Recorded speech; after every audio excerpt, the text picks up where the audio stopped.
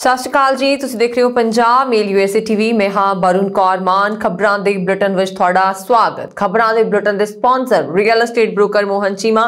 Real estate ਦੀ ਦੁਨੀਆ 'ਚ ਮੰਨਿਆ ਪਰਮੰਨਿਆ ਨਾਮ। ਪੇਸ਼ ਨੇ ਪਹਿਲਾਂ ਚੋਣਵੀਆਂ ਖਬਰਾਂ। ਕੈਨੇਡਾ ਹਰ ਮਹੀਨੇ ਦੇ ਰਿਹਾ 8500 ਤੋਂ ਵਧੇਰੇ ਭਾਰਤੀਆਂ ਨੂੰ PR। ਇਸ ਸਾਲ ਟੁੱਟ ਰਹੇ ਨੇ ਸਾਰੇ ਰਿਕਾਰਡ। नंदेड़ साहिब ਲਈ 24 ਨਵੰਬਰ ਤੋਂ ਹਰ ਬੁੱਧਵਾਰ ਅੰਮ੍ਰਿਤਸਰ ਤੋਂ ਉਡਾਣ ਭਰੇਗਾ 에ਅਰ ਇੰਡੀਆ ਦਾ ਜਹਾਜ਼। ਅਮਰੀਕੀ ਸੰਸਦ ਵਿੱਚ ਹਿੰਸਾ ਦੌਰਾਨ ਕੁਰਸੀ ਚੁੱਕ ਕੇ ਸੁੱਟਣ ਵਾਲੇ CEO ਨੂੰ ਸੁਣਾਈ ਗਈ ਜੇਲ੍ਹ ਦੀ ਸਜ਼ਾ। ਗੁਰੂ ਨਾਨਕ ਦੇਵ ਜੀ ਦਾ ਪ੍ਰਕਾਸ਼ ਪੁਰਬ। ਪਾਕਿਸਤਾਨ ਵੱਲੋਂ 3000 ਸਿੱਖ ਸ਼ਰਧਾਲੂਆਂ ਨੂੰ ਵੀਜ਼ੇ ਜਾਰੀ। ਅਮਰੀਕਾ 'ਚ ਜਹਾਜ਼ ਹਾਦਸਾ, 4 ਲੋਕਾਂ ਦੀ ਮੌਤ। चीन ते अमेरिकी राष्ट्रपति विचाले 16 नवंबर ਨੂੰ ਹੋਵੇਗੀ ऑनलाइन बैठक। अमेरिका दी चीन ਨੂੰ सख्त चेतावनी। ताइवान ते होया हमला ਤਾਂ ਕਰਾਂਗੇ ਕਾਰਵਾਈ। ਤੇ ਹੁਣ ਇਹਨਾਂ ਖਬਰਾਂ ਦਾ ਵਿਸਥਾਰ।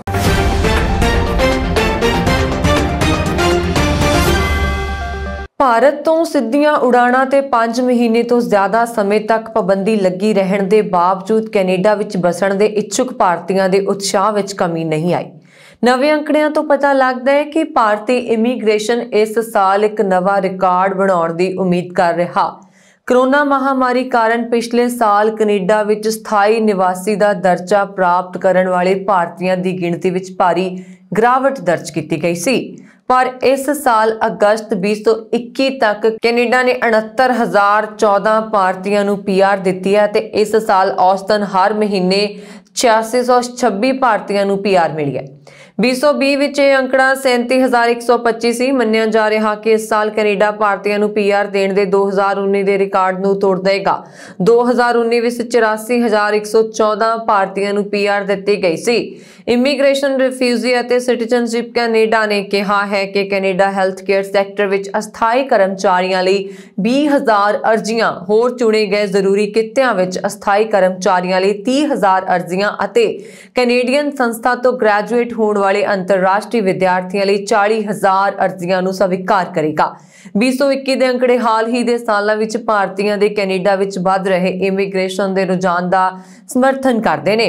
ਉੱਥੇ ਯੂਰੋ ਕੈਨੇਡਾ ਗਲੋਬਲ ਦੇ MD ਅਮਨਦੀਪ ਸਿੰਘ ਨੇ ਕਿਹਾ ਕਿ ਕੈਨੇਡਾ ਵੱਲੋਂ PR ਹਾਸਲ ਕਰਨ ਦੇ ਚਾਹਵਾਨ ਭਾਰਤੀਆਂ ਤੋਂ ਇਲਾਵਾ ਸਟੱਡੀ ਵੀਜ਼ਾ ਤੇ ਕੈਨੇਡਾ ਜਾਣ ਦੇ ਇੱਛੁਕ ਭਾਰਤੀ ਵਿਦਿਆਰਥੀਆਂ ਨੂੰ ਵੀ ਦਿਲ ਖੋਲ ਕੇ ਵੀਜ਼ੇ ਦਿੱਤੇ ਜਾ ਰਹੇ ਨੇ।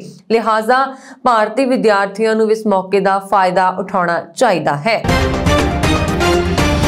ਅੰਮ੍ਰਿਤਸਰ ਅਤੇ ਨੰਦੇੜ ਸਾਹਿਬ ਦੇ ਵਿਚਾਲੇ 에ਅਰ ਇੰਡੀਆ ਦੀ ਸਿੱਧੀ ਫਲਾਈਟ ਇੱਕ ਵਾਰ ਮੁੜ ਤੋਂ ਉਡਾਣ ਭਰੇਗੀ। ਸਾਂਸਦ ਗੁਰਜੀਤ ਔਜਲਾ ਅਤੇ ਫਲਾਈਟ ਅੰਮ੍ਰਿਤਸਰ ਇਨੀਸ਼ੀਏਟਿਵ ਨੇ ਹਵਾਬਾਜ਼ੀ ਮੰਤਰੀ ਜੋਤਿਰਾਦਿੱਤਿਆ ਸਿੰਧੀਆ ਨੂੰ ਚਿੱਠੀ ਲਿਖੀ ਸੀ, ਜਿਸ ਦੇ ਜਵਾਬ ਵਿੱਚ ਕੇਂਦਰ ਸਰਕਾਰ ਨੇ ਨਵੰਬਰ ਅੰਤ ਵਿੱਚ ਮੁੜ ਤੋਂ ਉਡਾਣ ਭਰਨ ਤੇ ਸਹਿਮਤੀ ਜਤਾਈ ਸੀ।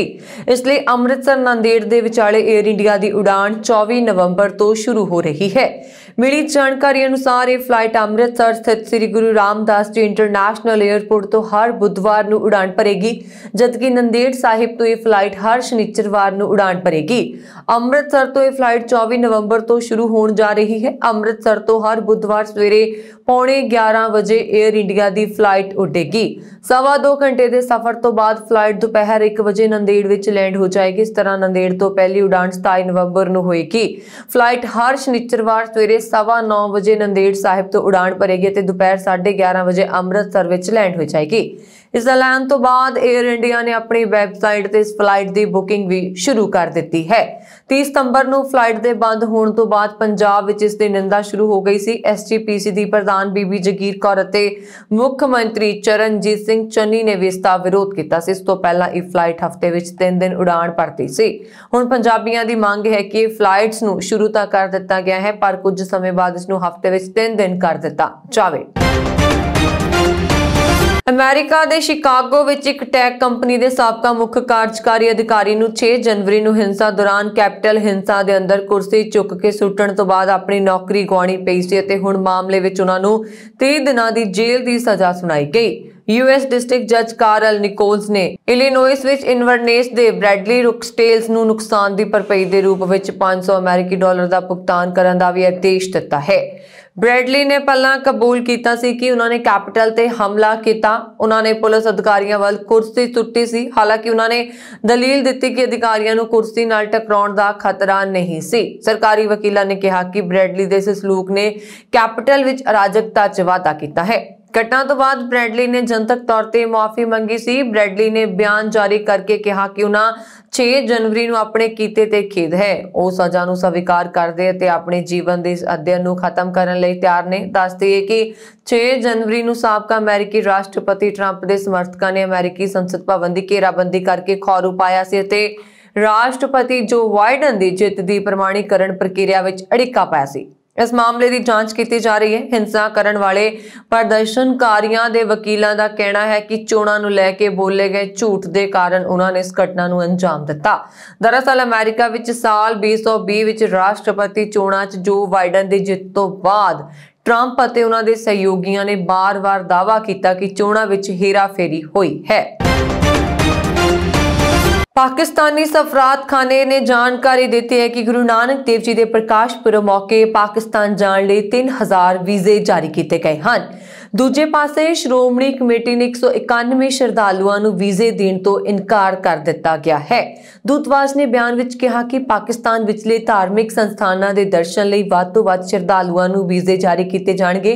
पर इस तो एक दिन पहला विदेश विभाग के बुलारे ने कहा सी कि 1974 हिंद पाकिस्तान प्रोटोकॉल अनुसार सिर्फ 1500 श्रद्धालुओं को वीजे जारी किए जाएंगे तो एक दिन बाद पाकिस्तान सफरात खाने ने वीजिया की गिनती दुगनी दसी है। दूजे पासे श्रोमणी कमेटी के अधिकारी हरभजन सिंह वक्ता ने दस्सिया कि कुल 1046 श्रद्धालुओं के पासपोर्ट वीजा लगन लई भेजे गए, जिस विचों 855 नूं पाकिस्तानी सफरात खाने वालों वीजे दिते गए तो 191 श्रद्धालुओं नूं वीजे नहीं दिते गए। इस संबंधी जत्था 17 नवंबर नूं पाकिस्तान जाएगा जो 26 नवंबर नूं परतेगा। अमेरिका के मैकिनो सिटी के पश्चिम विच स्थित वीवर आइलैंड ते शनिवार दोपहर नूं जहाज हादसा वापरिया। इस हादसे विच 4 लोगों की मौत हो गई। अधिकारियों ने जानकारी दी। चार्लोवोइस काउंटी शरीफ के दफ्तर मुताबिक जहाज मैकिनो सिटी के पश्चिम विच स्थित वीवर आइलैंड के एक हवाई अड्डे ते हादसाग्रस्त हो गया। फिलहाल जहाज विच सवार लोगों बारे कोई जानकारी नहीं दी गई है ते हादसे के कारणों का पता नहीं लग सकिया। संघी हवाबाजी प्रशासन ने एक बयान विच कहा कि 2 इंजणों वाले ब्रिटेन नार्मन जहाज ने मिशीगन के हेठले प्रायद्वीप विच चार्लेवोइस तो उड़ान भरी सी। चीन के राष्ट्रपति शी जिनपिंग और अमेरिकी राष्ट्रपति जो बाइडन 16 नवंबर को ऑनलाइन बैठक करेंगे। चीन विदेश मंत्रालय के बुलारे हुआ चुइंजिंग ने शनिवार को यह जानकारी दी। व्हाइट हाउस की प्रेस सकत्तर जैन पसाकी ने शुक्रवार देर रात को कहा कि दोवें नेता वर्चुअल दोपक्षी बैठक सोमवार की देर रात तक करेंगे। वाशिंगटन और बीजिंग विचाले 13 घंटे का अंतर है। हुआ ने कहा कि चीनी अमेरिका समझौते के अनुकूल राष्ट्रपति जिनपिंग और राष्ट्रपति बाइडन 16 नवंबर की सवेरे बीजिंग समेत एक ऑनलाइन बैठक करेंगे। बुलारे ने दस्सिया कि इस बैठक में दोवें देशों के सीनियर नेता दोपक्षी और अंतरराष्ट्रीय मुद्दों को लेकर अपने अपने विचार साझे करेंगे। ताइवान को लेकर अमरीका ने चीन को सख्त चेतावनी दी है। अमेरिकी विदेश मंत्री ब्लिंकन ने कहा कि जेकर चीन ताइवान ते यथास्थिति को बदलने के लिए कोई कार्रवाई करेगा तो संयुक्त राज्य अमेरिका ते उसके सहयोगी जरूर कार्रवाई करन। ब्लिंकन की टिप्पणी बाइडन और चीनी नेता जिनपिंग के विचाले होने वाली बैठक तो पहला आई है। न्यूयॉर्क टाइम्स द्वारा आयोजित एक मंच से ब्लिंकन तो पूछा गया सी कि चीन द्वारा हमले की स्थिति विच अमेरिका ताइवान की रक्षा के लिए कदम चुकेगा। इससे उन्होंने अमेरिका नूं बयान च दोहराते हुए कहा कि वाशिंगटन की भूमिका यह यकीनी बनाना है कि ताइवान के कोल खुद की रक्षा करने के साधन होण, जिहा कि अमेरिकी कानून तहत जरूरी है। ब्लिंकन ने कहा कि ताइवान विच शांति और स्थिरता बनाई रखने के लिए असीं इकल्ले नहीं हाँ। खेतर विच उसदे बाहर कई देश ने जो ताइवान ते किसी भी तरह की एक तरफा कार्रवाई नूं बर्दाश्त नहीं करनगे ते शांति सुरक्षा बनाई रखने के लिए जरूरी कदम चुकणगे। हालांकि ब्लिंकन ने यह नहीं दस्सिया कि वो किस तरह की कार्रवाई का जिक्र कर रहे हैं। ਅਮਰੀਕੀ ਰਾਸ਼ਟਰਪਤੀ ਬਾਈਡਨ ਨੇ ਪਿਛਲੇ ਮਹੀਨੇ ਇਹ ਕਹਿ ਕੇ ਸਭ ਨੂੰ ਹੈਰਾਨ ਕਰ ਦਿੱਤਾ ਸੀ ਕਿ ਜੇਕਰ ਚੀਨ ਨੇ ਤਾਇਵਾਨ ਤੇ ਹਮਲਾ ਕੀਤਾ ਤਾਂ ਅਮਰੀਕਾ ਉਸ ਤੇ ਬਚਾਅ ਵਿੱਚ ਆਏਗਾ। ਹਾਲਾਂਕਿ ਅਜੇ ਸਪਸ਼ਟ ਨਹੀਂ ਕੀਤਾ ਕਿ ਅਮਰੀਕਾ ਹਮਲਾ ਹੋਣ ਦੀ ਸਥਿਤੀ ਵਿੱਚ ਕਿਹੋ ਜਿਹੀ ਪ੍ਰਤੀਕਿਰਿਆ ਦੇਵੇਗਾ। लेकिन व्हाइट हाउस ने बयान के तुरंत बाद कहा कि बाइडन अपनी नीति विच बदलाव का संकेत नहीं दे रहे। यही नहीं, कुछ विश्लेषकों ने उन्हां दीयां टिप्पणियां नूं गलत दसते हुए खारिज कर दिता सी। दूजे पासे अमेरिकी वफद के ताइवान दौरे के जवाब विच चीनी सेना ने सैनिक अभ्यास शुरू कर दिता है। चीन के रक्षा मंत्रालय ने ऐलान किया है कि ताइवान जल्द मरू मध्य खेतर विच अभ्यास कौमी खुद मुख्तियारी की रक्षा ले लई जरूरी कदम है। म्यांमार की एक अदालत ने हिरासत विच लए एक अमेरिकी पत्रकार डैनी फिंस्टर नूं 11 साल जेल की सज़ा सुनाई।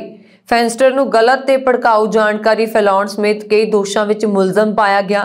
म्यांमार विच तख्ता पलट तो बाद तो फौजी शासन है। वकील थान जाओ आंग ने दस्सिया कि ऑनलाइन मैगजीन फ्रंटियर म्यांमार के प्रबंध निर्देशक फिंस्टर नूं नाजायज संगठनां नाल संपर्क रखण ते वीज़ा नियमां दी उलंघना करन दा भी दोषी पाया गया। हर दोष लई उन्हां नूं वध तों वध सज़ा सुनाई गई है। पत्रकार नूं मई तो हिरासत विच रखिया गया सी ते उस खिलाफ अतवाद रोकू कानून की उलंघना करन दे 2 होर मामले भी चल रहे हैं।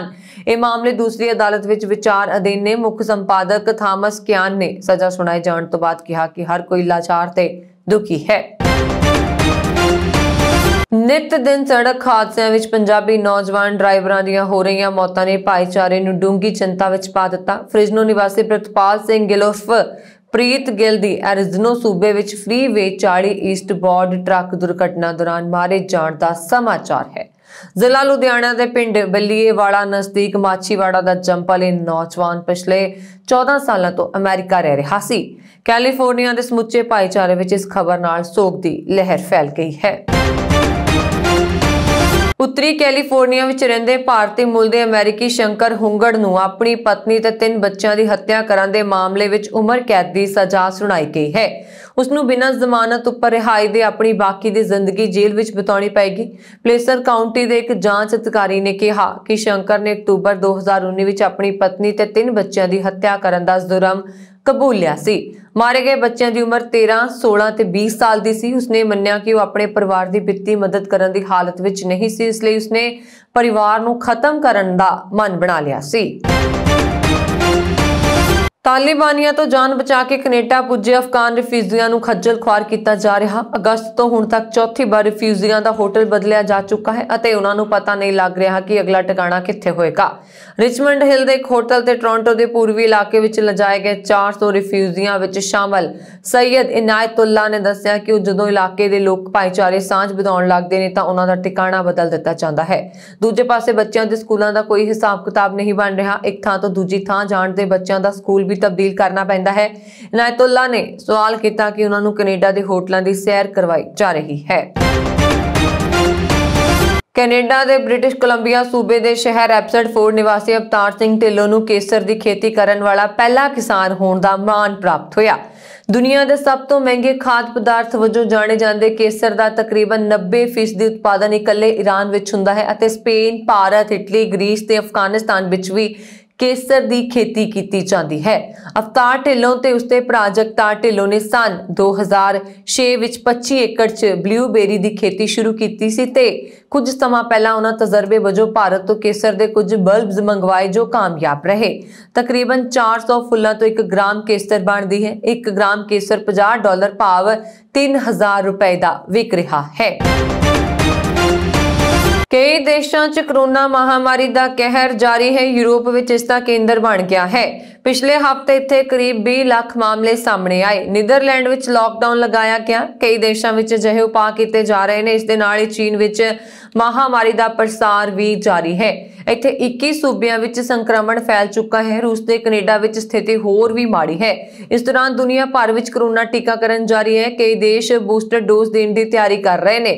विश्व सेहत संगठन ने इसनूं लैके बड़ा बयान दिता है। संगठन ने कहा कि गरीब देश अजे भी वैक्सीन की उड़ीक कर रहे हैं, इसलिए दूजे देशों को वैक्सीन दी बूस्टर डोजा देने के कपले है। WHO ने कहा कि यूरोप विच पिछले हफ्ते कोरोना महामारी शुरू होने तो बाद एक हफ्ते विच सब तो वध मामले सामने आए। इस दौरान दौरान लगभग 20 लाख मामले सामने आए ते लगभग 27,000 लोगों की मौत भी हो गई। पिछले हफ्ते दुनिया च कोरोना कारण अध तो वध मौतां यूरोप च हुई। कोविड-19 के मामले न सिर्फ पूर्वी यूरोप विच घट, टीकाकरण दरां वाले देशों विच भी वाधा हो रहा है। जर्मनी विच 50,000 मामले सामने आए। जर्मनी च कोरोना की स्थिति लगातार बिगड़ती जा रही। जानलेवा इन्फैक्शन के रोजाना मामलों की गिनती एक बार फिर 50,000 नूं पार कर गई है। इक्वाडोर की सब तो वड्डी जेल लिटरोल पैटनरी के अंदर शनिवार नूं विरोधी गिरोहां विचाले लंबे समय तक चली गोलाबारी च 68 कैदियों की मौत हो गई ते 25 लोग जख्मी हो गए। अधिकारियों ने दस्सिया कि घटना तो बाद काफी देर बाद तक स्थिति बेकाबू रही। अधिकारियों ने दस्सिया कि जेल के अंदर मौजूद अंतरराष्ट्रीय ड्रग गिरोह नाल जुड़े विरोधी धड़ियां विचकार लड़ाई का एक ताज़ा मामला है। एक घटना तटवर्ती शहर गुआयाकिल की जेल विच तड़के तो पहला सोशल मीडिया ते वायरल हुई वीडियो च जेल के अंदर कुछ लाशां झुलसियां हुई दिखाई दे रही हैं। गुयास सूबे के गवर्नर पाब्लो ने कहा कि शुरुआती लड़ाई करीब 8 घंटे चली। कैदियों ने पैवेलियन 2 विच जाण लई डायनामाइट नाल कंध नूं उड़ाउण दी कोशिश की अते इस नूं अग लगा दित्ती। अर्सोमिना ने कहा, असीं नशीले पदार्थों की तस्करी खिलाफ लड़ रहे हाँ, ये बहुत मुश्किल है। राष्ट्रपति के बुलारे कार्लोस ने दस्सिया, सानूं लिटोरल पेनिनसुला विच नवीं झड़पां की सूचना मिली है। हाल 12 के कैदियों के हाल च 7 दे उन्हां लोकां ते हमला किया जो कब्जा करने की कोशिश कर रहे सन। उन्होंने कहा कि लगभग 700 पुलिस अधिकारी जेल के अंदर एक टीम नाल स्थिति ते काबू पाउण की कोशिश कर रहे हैं। उन्होंने स्पष्ट नहीं किया कि अधिकारियों ने इमारत ते मुड़ कब्जा कर लिया है जां कि इस घटना विच कोई होर जानी नुकसान होया है। इस तो 2 महीने पहला सितंबर विच लिटरोल जेल विच गैंगस्टरां विचाले खूनी झड़प हुई सी, जिस विच 119 लोग मारे गए सन ते जेल विच 8,000 तो वध कैदी हैं। पुलिस कमांडर जनरल तानिया वरेला ने कहा कि ड्रोनां ने दिखाया है कि 3 पैवेलियन विच कैदी बंदूकां ते विस्फोटकां नाल लैस सन। विश्व सेहत संगठन के डायरैक्टर जनरल ने कहा है कि अमीर देशों में लागू किए जा रहे एंटी कोरोना बूस्टर डोज से चिंता जाहिर की है। उन्होंने कहा कि गरीब देशों के लोगों को दुनिया भर च दी जाने वाली मुढ़ली खुराक नालों 6 गुणा वध बूस्टर खुराकां हर रोज दी जा रही हैं। उन्होंने इस असमानता नूं घटाला करार दिंदिआं कहा कि इसनूं बंद करना चाहिए है। डॉक्टर टेड्रोस नाल WHO के अधिकारी अमीर देशों द्वारा एंटी कोरोना टीकिਆਂ ਦੇ भंडारण की आलोचना कर रहे सन, जिस कारण बजुर्गों, सेहत संभाल कर्मचारियों, फ्रंटलाइन वर्करां ते गरीब अते घट आमदनी वाले देशों च उच्च जोखम समूहों लिए कोई टीका नहीं लिया जा सकता। अगस्त विच WHO के डायरैक्टर जनरल ने बूस्टर खुराकां ते रोक लगाउण दी मांग की, जिसनूं उसने बाद च इस साल के अंत तक वाधा दिता। हालांकि जर्मनी, इजराइल, कैनेडा ते अमेरिका वर्गे देशों ने बूस्टर खुराकां नूं लागू करने का प्रोग्राम जारी रखा। WHO ने ईमेल राही दी जानकारी च कहा कि 92 देशों ने बूस्टर डोज की शुरुआत की पुष्टि की है। इन्हां चों कोई भी घट आमदन वाला देश नहीं है। एजेंसी मुताबक दुनिया भर च रोजाना 28.5 crore dose anti corona vaccine दित्तियां जांदियां ने। इन्हां चों 1/4 जां लगभग 6.9 मिलियन बूस्टर खुराकां ने, जदों कि घट आमदनी वाले देशों नूं प्रतिदिन सिर्फ 1.1 मिलियन प्राइमरी खुराकां मिलदियां ने। जिक्रयोग है कि अमेरिका विच 65 साल तो बाद उम्र के ज्यादातर लोगों को कोरोना वैक्सीन की बूस्टर डोज दी गई है। 3 अमेरिकी बुजुर्गों चों एक ने कोविड-19 लिए एक बूस्टर शॉट लिया है। यह अंकड़ा शुक्रवार को अमेरिका के रोग कंट्रोल रोकथाम केंद्रों द्वारा जारी किया गया। WHO ने ईमेल राही दी जानकारी च कहा कि 92 देशों ने बूस्टर डोज की शुरुआत की पुष्टि की है। इन्हां चों कोई भी घट आमदनी वाला देश नहीं। एजेंसी मुताबक दुनिया भर च रोजाना 28.5 crore dose anti corona vaccine दित्तियां जांदियां ने। इन्हां चों 1/4 जां लगभग 6.9 मिलियन बूस्टर खुराकां हन। संयुक्त राष्ट्र वालों वातावरण तब्दीली के मुद्दे ते की जा रही गलबात दौरान वार्ताकारों ने कुछ नवीं तजवीज़ां रखियां, जिसका मुख्य निशाना अजिहे समझौते नूं तण पत्तण लाउणा है जो आलमी तपश के टाकरे लिए कुल आलम वालों किए जा रहे यत्नां लई हल्लाशेरी साबित हो सकता है। ग्लासगो विच चल रही गलबात की अगवाई कर रहे बरतानवी अधिकारियों ने अधिकारत म्याद पुगण तो एक दिन मगरों समझौते का नवा खरड़ा जारी किया। इस खरड़े की तजवीज़ विच मुल्कां नूं कोले ते अयोग पथराट ईंधण ते निर्भरता नूं तेजी नाल घटाउण दा सੱਦਾ दिता गया। ਗੱਲਬਾਤ ਦੀ ਅਗਵਾਈ ਕਰ ਰਹੇ ਬਰਤਾਨਵੀ ਅਧਿਕਾਰੀ ਆਲੋਕ ਸ਼ਰਮਾ ਨੇ ਕਿਹਾ ਕਿ ਉਹ ਆਸ ਕਰਦੇ ਨੇ ਕਿ ਮੁਲਕ ਗਲਾਸਗੋ ਸਮਝੌਤੇ ਲਈ ਭੱਜ ਕੇ ਹਾਮੀ ਭਰਨਗੇ। 19 ਨਵੰਬਰ ਨੂੰ ਲੱਗੇਗਾ 580 ਸਾਲਾਂ ਦਾ ਸਭ ਤੋਂ ਲੰਬਾ ਚੰਦਰ ਗ੍ਰਹਿਣ। ਜੀ ਹਾਂ, ਸਭ ਤੋਂ ਲੰਬਾ ਚੰਦਰ ਗ੍ਰਹਿਣ ਲੱਗਣ ਜਾ ਰਿਹਾ ਜੋ ਭਾਰਤ ਵਿੱਚ ਕੁਝ ਹਿੱਸਿਆਂ ਵਿੱਚ ਦਿਖਾਈ ਦੇਵੇਗਾ। ਇੱਕ ਖਗੋਲ ਭੌਤਿਕ ਵਿਗਿਆਨੀ ਨੇ ਸ਼ਨੀਵਾਰ ਨੂੰ ਕਿਹਾ ਕਿ ਸਦੀ ਦਾ ਸਭ ਤੋਂ ਲੰਬਾ ਅੰਸ਼ਕ ਚੰਦਰ ਗ੍ਰਹਿਣ 19 ਨਵੰਬਰ ਨੂੰ ਲੱਗੇਗਾ ਅਤੇ ਉੱਤਰ ਪੂਰਬੀ ਭਾਰਤ ਦੇ ਕੁਝ ਹਿੱਸਿਆਂ ਤੋਂ ਦਿਖਾਈ ਦੇਗਾ।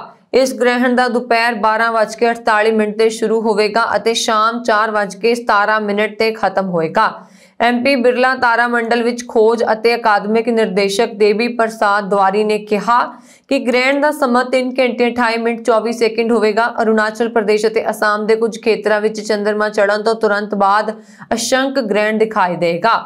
ਇਹ ਚੰਦਰ ਗ੍ਰਹਿਣ ਉੱਤਰੀ ਅਮਰੀਕਾ, ਦੱਖਣੀ ਅਮਰੀਕਾ, ਪੂਰਬੀ ਏਸ਼ੀਆ, ਆਸਟ੍ਰੇਲੀਆ ਅਤੇ ਪ੍ਰਸ਼ਾਂਤ ਖੇਤਰ ਤੋਂ ਦਿਖਾਈ ਦੇਗਾ। ਹਿੰਦ ਦੁਪਹਿਰ 2:34 ਵਜੇ ਸਾਫ਼ ਦਿਖਾਈ ਦੇਵੇਗਾ ਕਿਉਂਕਿ ਇਸ ਸਮੇਂ ਚੰਦਰਮਾ ਦਾ ਲਗਭਗ 97% ਹਿੱਸਾ ਧਰਤੀ ਦੇ ਪਰਛਾਵੇਂ ਨਾਲ ਢਕਿਆ ਹੋਏਗਾ। ਉਸ ਸਮੇਂ ਚੰਦਰਮਾ ਦਾ ਰੰਗ ਗੂੜਾ ਲਾਲ ਦਿਖਾਈ ਦੇਗਾ। ਅਜਿਹਾ ਉਦੋਂ ਹੁੰਦਾ ਹੈ ਜਦੋਂ ਸੂਰਜ ਦੀ ਰੋਸ਼ਨੀ ਦੀਆਂ ਲਾਲ ਕਿਰਨਾਂ ਧਰਤੀ ਦੇ ਵਿੱਚੋਂ ਦੀ ਹੁੰਦੀਆਂ ਹੋਈਆਂ ਚੰਦਰਮਾ ਤੇ ਪੈਂਦੀਆਂ ਨੇ। ਚੰਦਰ ਗ੍ਰਹਿਣ ਉੱਤਰ ਪ੍ਰਦੇਸ਼, ਬਿਹਾਰ, ਝਾਰਖੰਡ, ਪੱਛਮੀ ਬੰਗਾਲ ਅਤੇ ਉੜੀਸਾ ਤੋਂ ਦਿਖਾਈ ਦੇਗਾ, ਪਰ ਇਸ ਨੂੰ ਇਨ੍ਹਾਂ ਸਥਾਨਾਂ ਤੋਂ ਹੀ ਥੋੜੇ ਸਮੇਂ ਲਈ ਦੇਖਿਆ ਜਾ ਸਕੇਗਾ।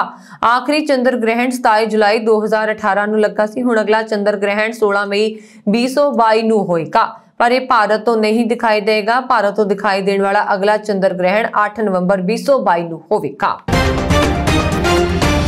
ਬਾਲੀਵੁੱਡ ਸਟਾਰ ਸੋਨੂ ਸੂਦ ਦੀਆਂ ਰਾਜਨੀਤੀ ਵਿੱਚ ਆਉਣ ਦੀਆਂ ਅਟਕਲਾਂ ਵਿਚਾਲੇ ਮੋਗਾ ਵਿਖੇ ਉਹਨਾਂ ਵੱਲੋਂ ਇੱਕ ਪ੍ਰੈਸ ਕਾਨਫਰੰਸ ਕੀਤੀ ਜਾ ਰਹੀ ਸੀ। ਇਸ ਦੌਰਾਨ ਸੋਨੂ ਸੂਦ ਨੇ ਮੀਡੀਆ ਨੂੰ ਸੰਬੋਧਨ ਕਰਦਿਆਂ ਰਾਜਨੀਤੀ ਵਿੱਚ ਆਉਣ ਦੇ ਸੰਕੇਤ ਦਿੱਤੇ ਸਨ। ਉਹਨਾਂ ਨੇ ਕਿਹਾ ਕਿ ਉਹਨਾਂ ਨੇ ਹਾਲੇ ਕਿਸੇ ਪਾਰਟੀ ਨਾਲ ਜੁੜਨ ਬਾਰੇ ਨਹੀਂ ਸੋਚਿਆ। ਉਹਨਾਂ ਨੇ ਕਿਹਾ ਕਿ ਸਮੇਂ ਨਾਲ ਜਿਹੜੀ ਪਾਰਟੀ ਵਧੀਆ ਲੱਗੇਗੀ ਉਸ ਬਾਰੇ ਵਿਚਾਰ ਕੀਤਾ ਜਾਏਗਾ। ਇਸ ਤੋਂ ਇਲਾਵਾ ਉਹਨਾਂ ਨੇ ਕਿਹਾ ਕਿ ਉਹਨਾਂ ਦੀ ਭੈਣ ਮਾਲਵਿਕਾ ਸਿਆਸਤ ਵਿੱਚ ਉਤਰੇਗੀ। ਉਹਨਾਂ ਨੇ ਕਿਹਾ ਕਿ ਅਸੀਂ ਬਿਨਾਂ ਚੋਣ ਲੜੇ ਹੀ ਲੋਕਾਂ ਦੀ ਸੇਵਾ ਕਰਨਾ ਚਾਹੁੰਦੇ ਹਾਂ। ਇਸ ਤੋਂ ਇਲਾਵਾ ਉਹਨਾਂ ਨੇ ਕਿਹਾ ਕਿ ਉਹਨਾਂ ਨੂੰ CM ਚੰਨੀ ਤੇ ਅਰਵਿੰਦ ਕੇਜਰੀਵਾਲ ਨਾਲ ਮੁਲਾਕਾਤ ਕਰਕੇ ਬਹੁਤ ਵਧੀਆ ਲੱਗਾ। ਉਹ ਦੋਵੇਂ ਬਹੁਤ ਹੀ ਚੰਗੇ ਇਨਸਾਨ ਨੇ। ਇਸ ਤੋਂ ਅੱਗੇ ਸੋਨੂ ਸੂਦ ਨੇ ਗਰੀਬ ਪਰਿਵਾਰਾਂ ਦੀ ਮਦਦ ਦਾ ਭਰੋਸਾ ਵੀ ਜਤਾਇਆ ਹੈ। ਉਹਨਾਂ ਨੇ ਕਿਹਾ ਕਿ ਪੰਜਾਬ ਵਿੱਚ ਡੇਂਗੂ ਬਹੁਤ ਜ਼ਿਆਦਾ ਫੈਲ ਗਿਆ, ਜਿਸ ਦੇ ਤਹਿਤ ਉਹਨਾਂ ਵੱਲੋਂ ਡੇਂਗੂ ਨਾਲ ਪ੍ਰਭਾਵਿਤ ਹਰ ਪਰਿਵਾਰ ਨੂੰ ਇਲਾਜ ਕਰਾਉਣ ਲਈ 5000 ਰੁਪਏ ਦਾ ਐਲਾਨ ਕੀਤਾ ਗਿਆ ਹੈ। ਜਲੰਧਰ ਦੇ ਪਾਦਰੀ ਐਂਥਨੀ ਦੀ 6 ਕਰੋੜ ਰੁਪਏ ਤੋਂ ਵੱਧ ਦੀ ਰਕਮ ਖੁਰਦ-ਬੁਰਦ ਕਰਨ ਦੇ ਮਾਮਲੇ ਵਿੱਚ ਸਰਕਾਰ ਵੱਲੋਂ ਬਰਖਾਸਤ ਕੀਤੇ ਗਏ 2 ASI ਜੋਗਿੰਦਰ ਸਿੰਘ ਤੇ ਰਾਜਪ੍ਰੀਤ ਸਿੰਘ ਵਿਦੇਸ਼ ਉਡਾਰੀ ਭਰਨ ਦੀ ਤਾਕ ਵਿੱਚ ਹਨ। ਹੁਣ ਇਹਨਾਂ ਬਰਖਾਸਤ ਥਾਣੇਦਾਰਾਂ ਵੱਲੋਂ ਖੁਦ ਨੂੰ ਪਾਤੜਾਂ ਸ਼ਹਿਰ ਦੇ ਵਸਨੀਕ ਦੱਸ ਕੇ ਫਰਜ਼ੀ ਦਸਤਾਵੇਜ਼ ਦੇ ਆਧਾਰ ਤੇ ਪਾਸਪੋਰਟ ਬਣਾਉਣ ਦੀ ਕੋਸ਼ਿਸ਼ ਕਰਨ ਦਾ ਮਾਮਲਾ ਵੀ ਸਾਹਮਣੇ ਆਇਆ। ਇਹ ਖੁਲਾਸਾ ਪਾਸਪੋਰਟ ਬਣਾਉਣ ਸਮੇਂ ਪੁਲਿਸ ਪੜਤਾਲ ਦੌਰਾਨ ਹੋਇਆ ਹੈ। ਪਾਤੜਾਂ ਪੁਲਿਸ ਨੇ ਦੋਵੇਂ ਮੁਲਜ਼ਮਾਂ ਸਣੇ ਇਹਨਾਂ ਦੇ ਗਵਾਹ ਬਣੇ 2 ਹੋਰ ਵਿਅਕਤੀਆਂ ਖਿਲਾਫ ਕੇਸ ਦਰਜ ਕਰ ਲਿਆ। ਇਹ ਸਨ ਹੁਣ ਤੱਕ ਦੀਆਂ ਖਬਰਾਂ। ਮੈਨੂੰ ਬਰਨ ਕੌਰ ਮਾਨ ਨੂੰ ਦਿਓ ਆ ਗਿਆ। ਹੋਰ ਖਬਰਾਂ ਦੇ ਲਈ ਸਾਡਾ YouTube ਚੈਨਲ ਪੰਜਾਬ ਮੇਲ USA TV ਜ਼ਰੂਰ ਸਬਸਕ੍ਰਾਈਬ ਕਰੋ। ਸਤਿ ਸ਼੍ਰੀ ਅਕਾਲ।